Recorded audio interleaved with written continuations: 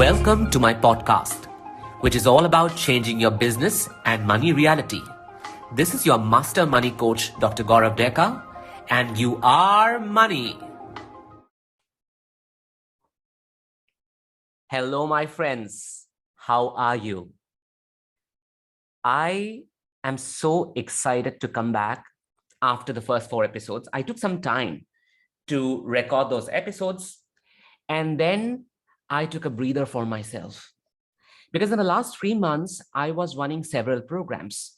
I was running a program on intergenerational trauma called the Systemic Medicine Course, Level 1, where I train different people coming from different areas of life to become coaches in the field of inherited family trauma, ancestral trauma, and intergenerational trauma. Then I was running, of course, the pilot batch of my money coaching program called ATEPS, Abundance Tapping Expansion Practice Series. And we had lots and lots of fun there. And then in the end, I was coaching a group of people in a program called Do You Want My Energy? It was a group coaching program, and it was a general life coaching program. People from different walks of life came to look at their inner landscape and change their belief systems and thoughts. And towards the beginning of May, I had a physical family constellation program in Delhi. And I met 12 brilliant people who came to resolve their intergenerational traumas here physically in Delhi. It was hosted at Ibis Hotel, and we had lots of fun even there. It was, I would say, one of the most intense workshops I did. I'm sure I'm going to talk about family constellations in upcoming episodes of my podcast. I might also have guests, but let me tell you shortly about family constellation. It's one of the modalities that I use wherein I help people locate where intergenerational traumas are located in their ancestral line, in their family line, because there are traumas which occur way before we are born, way before we come into this world, in the lives of our mother and father, in the lives of our grandfather, grandmother, that continue to affect us, that continue to be a very solid part of our lives, even when we may not be aware of them. They may be a part of our unconscious. Sometimes financial traumas that have happened many, many years back, sometimes hundreds of years back, a century back, can find expression in our own life. Events like migration, events like someone being looted, someone's wealth taken away, inheritance issues can continue to affect our life, even though they may not have happened in our life. They may not be a part of our personal experience.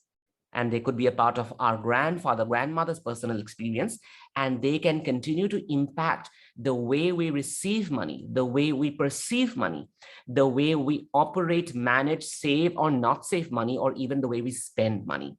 But that is going to be for another day.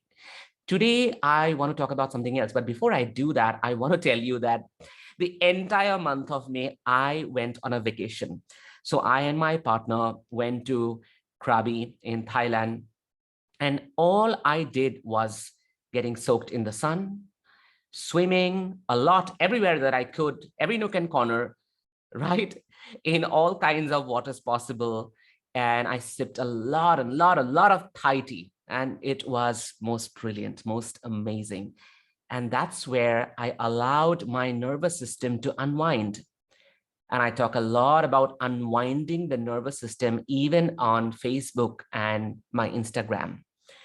And why do I see that as an important ingredient of me being able to make money in my life? Because I know that without unwinding my nervous system, without allowing it rest and restoration, I will not be able to open my nervous system to a state of receiving.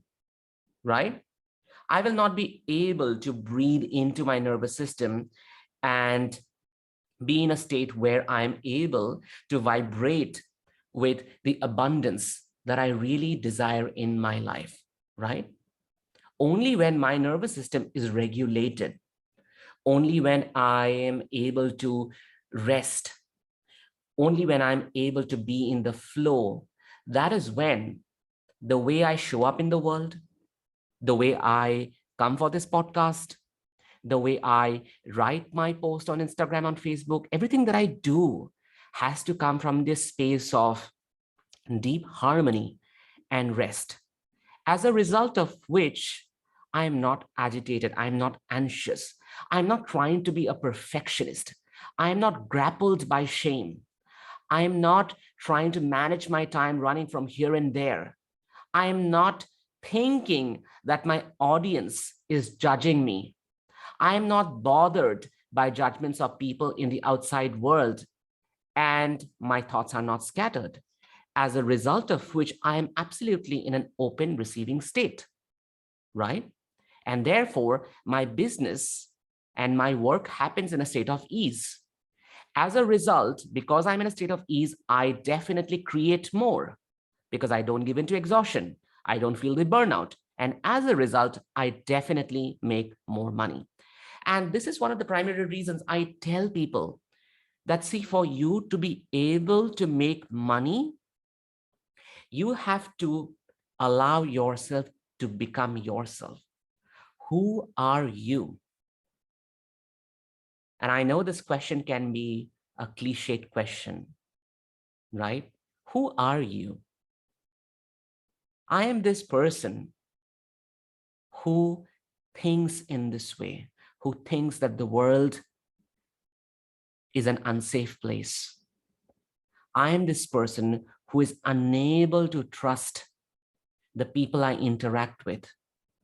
I am this person who thinks that the world judges me and doesn't take me seriously. I am this person who thinks that I need to please the world in order for them to like me. I am this person who gets upset when I don't receive the number of likes or comments that I anticipate, that I think that I should receive for this post. So what happens when I have these kind of thoughts about who I am? What happens when I am mired in shame and perfection and guilty and worthlessness about how the world sees me and who should I be in order for them to like me, for them to buy my services, buy my work? What happens? I don't come across as my authentic self. I don't show up in the world with a nervous system that feels free, that feels liberated, that feels a lot at ease and harmony, because I'm constantly trying to monitor my nervous system into what I should do and what I should not do, how I should present and how I should not present. And it can be as simple as showing up for a live on Instagram or showing up for a live on Facebook. Let's say if you are a coach or if you're a healer, right? And you want to talk about your products, you want to talk about your services, and you show up in a live. And before you show up in a live, all kinds of thoughts are running through your head. Some of the thoughts are, I have to speak in a legible way. I cannot speak about sex and racism and, uh, topics that are taboo. I have to be presentable so that the crowd likes me. I have to answer each and every question that comes up in this live, because otherwise I'm going to upset people. No one is going to like me if I am not dressed well, if the light is not shining on my face, if I don't have a head ring light, then I may come across as someone who is shabby. When I have these kind of thoughts even before the live, I end up being very anxious, very insecure. I end up downplaying myself. I end up feeling already that I'm less.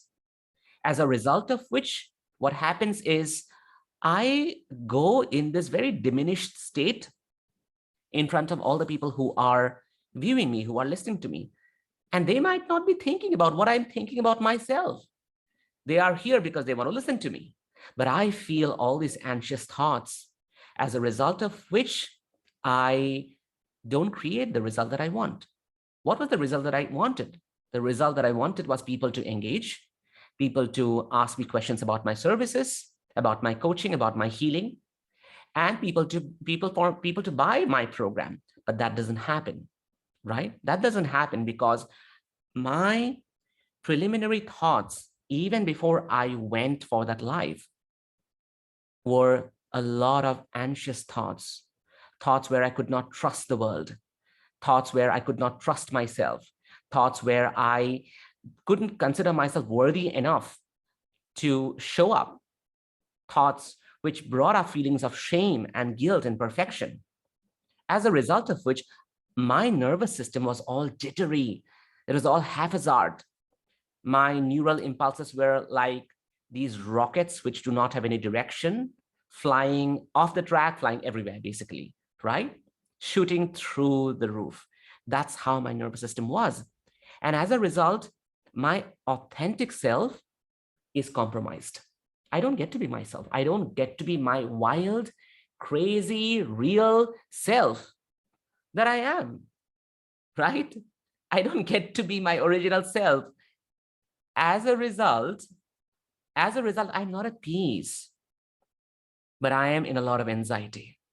And that's what happens when you are out there to talk about what you do, talk about your work, talk about the services that you do, talk about your coaching, talk about your healing, the processes that you use, the kind of testimonials that you have received as a coach, right? Now, why is it so difficult to be yourself?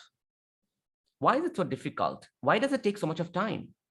I took a lot of time to actually become myself. Trust me, I almost took around a decade, starting from med school, where I was this really scared, anxious child who just could not speak up, who was so afraid to talk about anything he believed in. And everything that I felt was about shame. Every time I thought that I would open my mouth, someone is going to smack me. That's what I felt, actually. And why did I feel all of that? I felt all of that because there are traumatic experiences in my life which made me feel that way, right? There were traumatic experiences in my childhood. There were traumatic experiences that my parents had gone through that they had unknowingly percolated down to me, which means that one of the biggest blocks that blocks us from being ourselves is trauma, right? So trauma not only dissociates a part of us, not only shuts down our nervous system, but also the residual effects of trauma continue to remain in our body, continue to remain in our nervous system, affecting the way we show up, affecting the way we talk, affecting the way we communicate, affecting the way we even look at the world, right? And it is possible that we may have traumatic experiences in our childhood. I often call the first time a child experiences a trauma as initial sensitizing event, because it's the first time that a child is going through a trauma, right? So I call it an initial sensitizing event. And it is often observed that the initial sensitizing event is reinforced by similar traumatic experiences. Okay? For example, when I was a child, I was a very talkative child. I loved talking. I loved blabbering, which is what I do now, right? I do a lot of talk. I love chatting with people, random people. And my parents always said that, listen, Gaurav, don't talk to strangers, something wrong might just happen, you shouldn't talk to such and such people. You shouldn't talk to these people, right?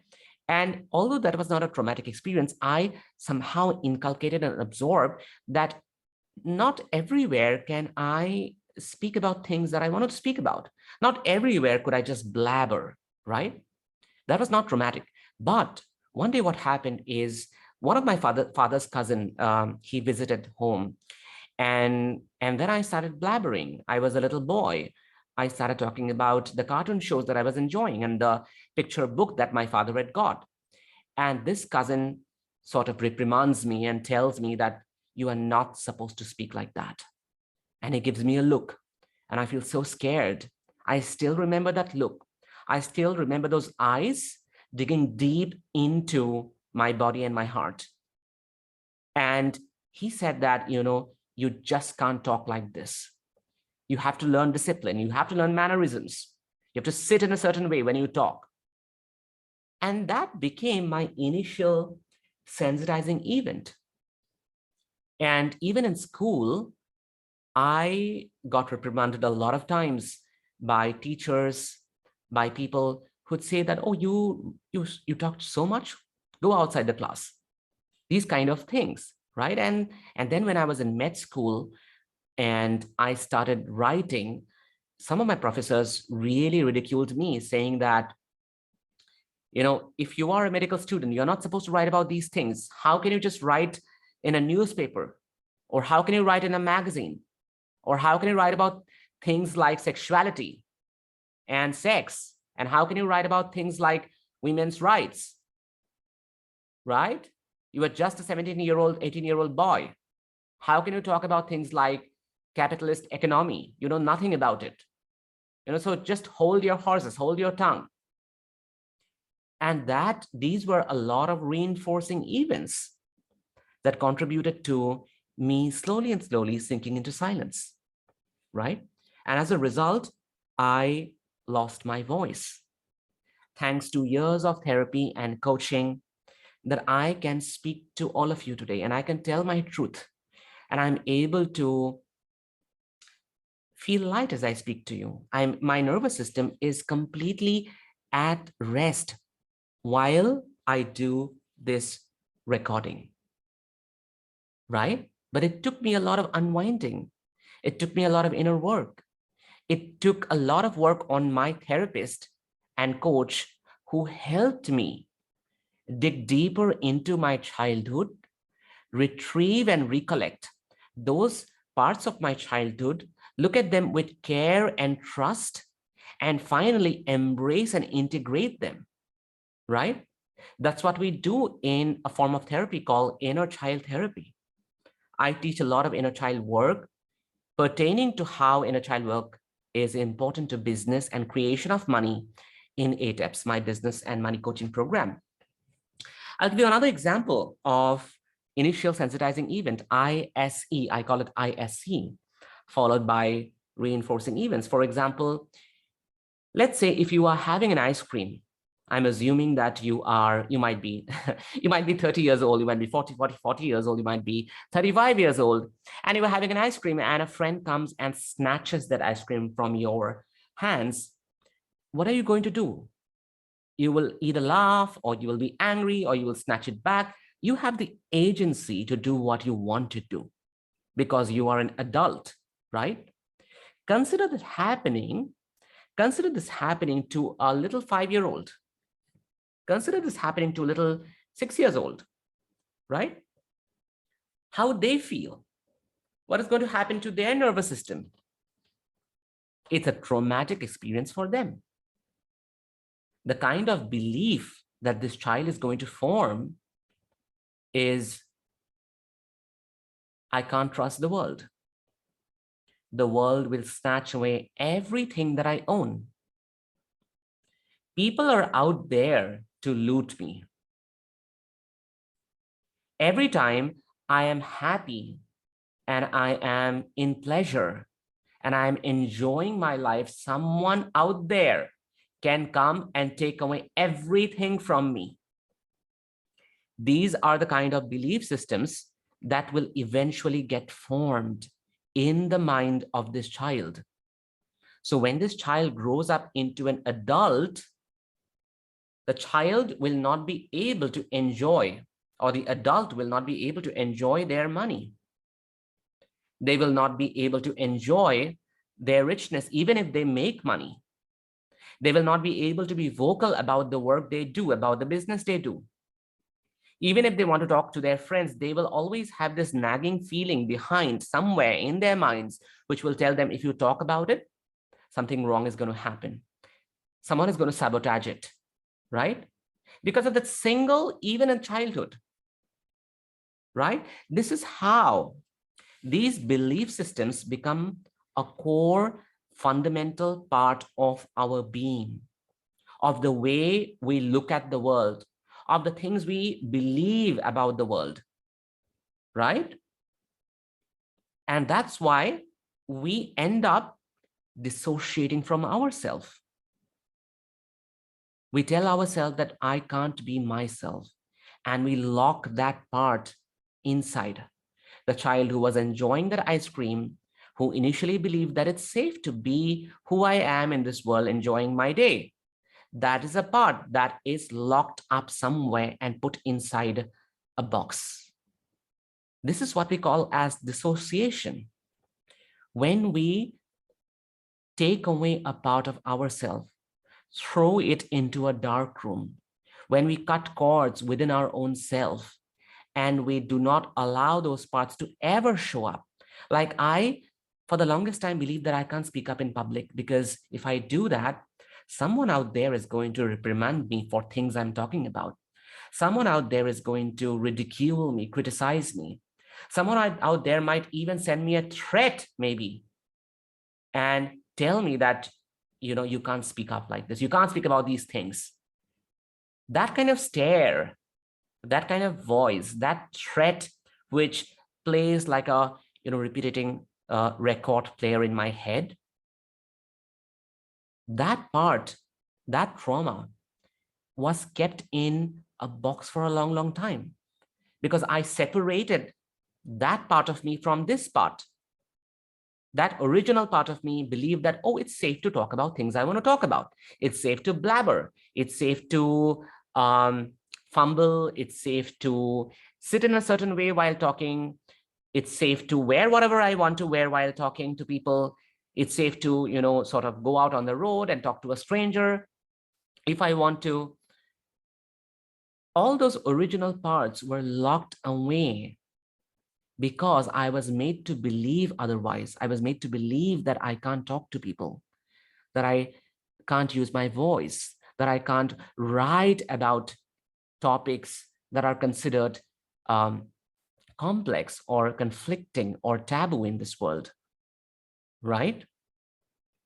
So what happens as a result of trauma is we lose our original authentic self, right? Because being that authentic self, if you try to be that authentic self, then there is a threat. Then there is a threat by the world that I may have to go through this trauma again. So better lock it up, better dissociate, better disconnect from this part, right?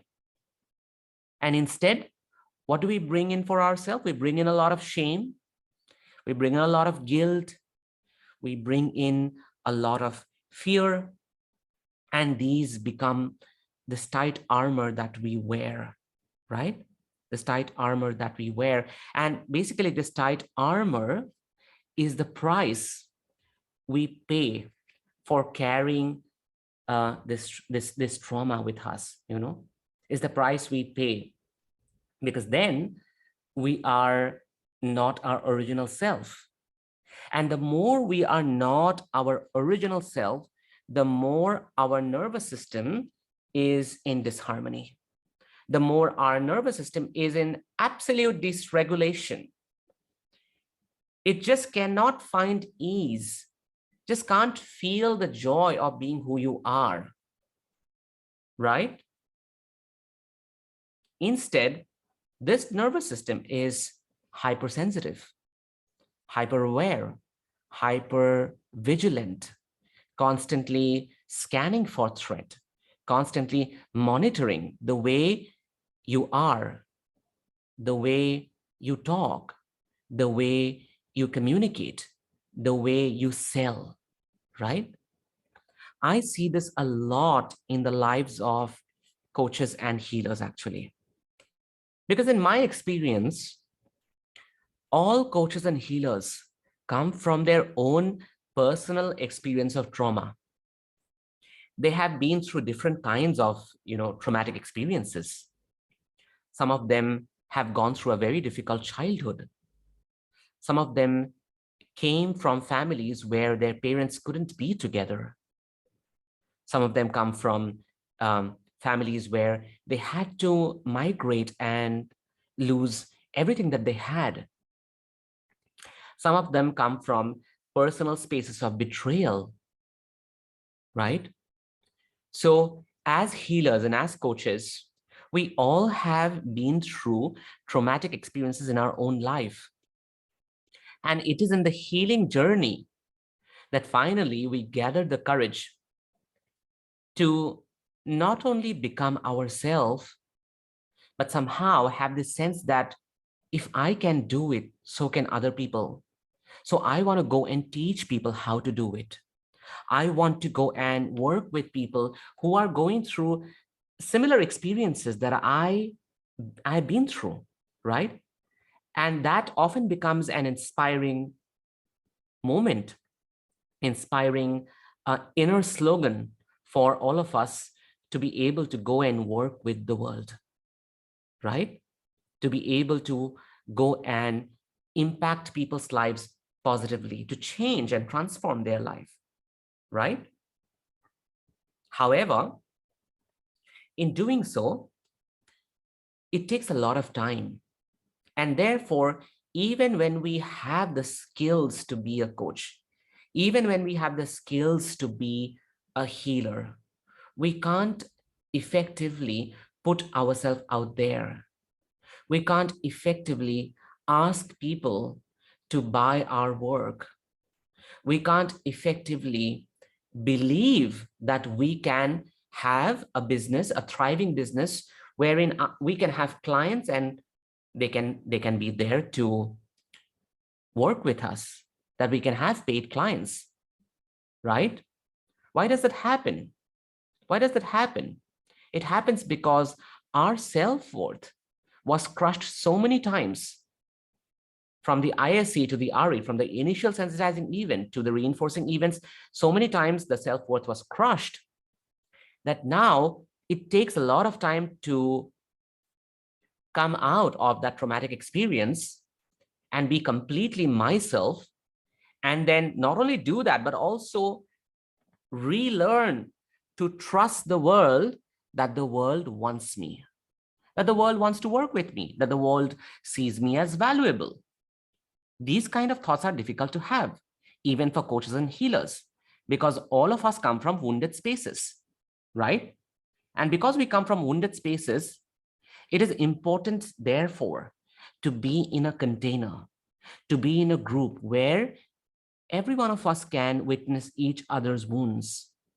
We are able to make a journey back to those wounded experiences, not only heal them, not only release them, but also integrate them and learn newer ways of showing up in the world.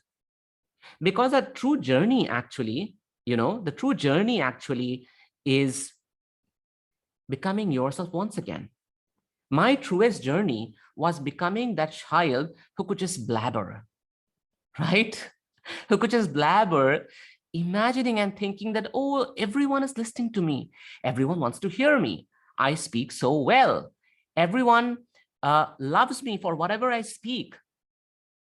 That was my initial thought before it was taken away, dissociated, and traumatized and put in a box. My journey today, as I've come full circle, is to go back to believing those thoughts once again, that it's okay to blabber. It's okay to talk whatever I want to talk. All of my audience likes to listen to me.